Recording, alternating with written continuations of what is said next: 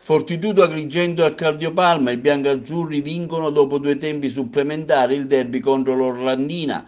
È stata una partita più che mai spettacolare, le due squadre si sono affrontate a viso aperto e hanno dato vita a un derby senza esclusione di colpi. Esordio assoluto per Amir Bella ed Edoardo Fontana, fuori per problemi alla schiena, Dimitri Susa. Al termine dell'extra time Agrigento si impone con il punteggio di 105 a 99.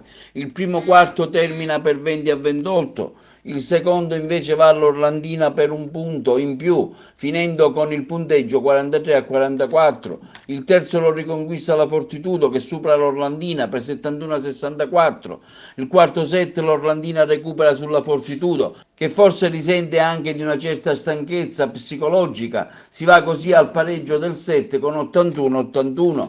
Quindi la partita continua con gli extra time, avvincenti e appassionanti per entrambe le squadre. Il tifo si scatena, le tifoserie anche quella dell'Orlandina con una forte presenza al Pala Moncada. Il presidente Moncada nervosamente segue la partita, sembra non farcela alla Fortitudo. Alla fine del primo tempo supplementare si chiude in parità. Il risultato si inchioda sull'89-89.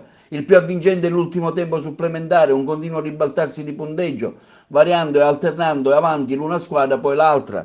Negli ultimi secondi Bell perde un pallone velenoso, ma è abile a recuperarlo. Serve Evangelisti che imposta per Fontana, assist per Cannon che non sbaglia, 101 a 96. Provvidenziale sotto canestro il mister Cannone che salva su un canestro quasi fatto da May. La Fortitudo Agrigento sale in cattedra, via palloni velenosi e partita vinta dalla squadra del Coaciciani. Finisce così 105 a 99. La Fortitudo Moncada batte la Forte Orlandina, squadra dall'esperienza di campionato della serie maggiore che la scorsa stagione è retrocessa.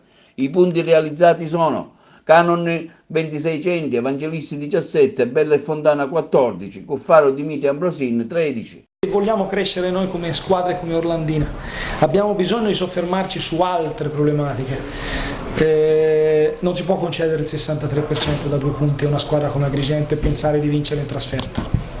Allora, siccome io li ho belli, giovani e baldi, me li sono fatti apposta e sono assolutamente propositivo e so che ci devono essere degli alti e dei bassi, ma non sulla cattiveria agonistica. Cioè io sto dando occasione a un 18enne, a un 19enne, a un 20enne di poter giocare a pallacanestro ad alti livelli. La pallacanestro italiana si lamenta che nessuno li fa giocare, io li faccio giocare, devo avere delle risposte dal punto di vista della cattiveria agonistica. Cattiveria agonistica nel professionismo significa efficienza, non volontà. Se uno ha buona volontà ma non è buono per giocare a pallacanestro deve fare gli amatori. Se ha talento per fare il professionista si richiede che in ogni singolo istante della nostra partita ci sia uno sforzo per reggere i contatti di Cannon, complimenti, ha fatto una grandissima partita, tenere l'uno contro uno, perché è un fatto in cui se il fisico permette di farlo si può fare a 18 anni, si può fare a 35, lo fa Evangelisti.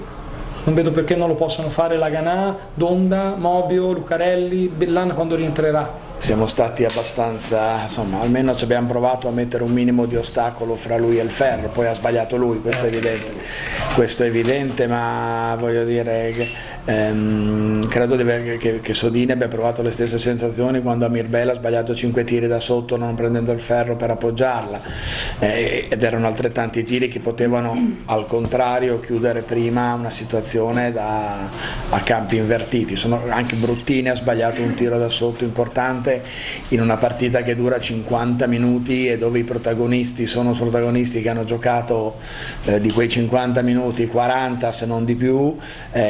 Può succedere che anche una cosa apparentemente facile non riesca, questa volta ecco, diciamo, la differenza è che il tiro sbagliato da Trisce è stato veramente quello che poteva chiudere la partita, quindi lì abbiamo avuto un pizzico di fortuna che forse ci siamo meritati.